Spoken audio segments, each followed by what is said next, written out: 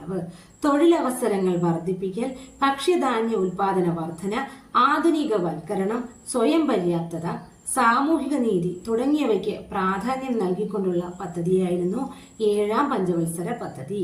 ഇന്ത്യക്ക് വാർത്താവിനിമയ ഗതാഗത മേഖലകളിൽ വൻ പുരോഗതി കൈവരിക്കാൻ സാധിച്ച പദ്ധതിയായിരുന്നു 7ാം പഞ്ചവത്സര പദ്ധതി. അപ്പോൾ 7ാം പഞ്ചവത്സര പദ്ധതി കാലത്ത് ഇന്ത്യക്ക് വാർത്താവിനിമയ ഗതാഗത രംഗങ്ങളിലും വൻ പുരോഗതി കൈവരിക്കുവാനായിട്ട് സാധിച്ചു.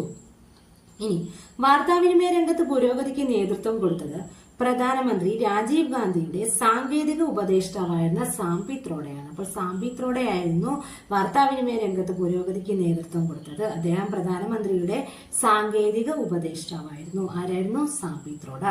ഇനി ഈ പദ്ധതി 6.1% വാർഷിക വളർച്ച നേടി. അപ്പോൾ 6.1% വാർഷിക വളർച്ച നേടിയ പദ്ധതിയായിരുന്നു 7ാം പഞ്ചവത്സര പദ്ധതി.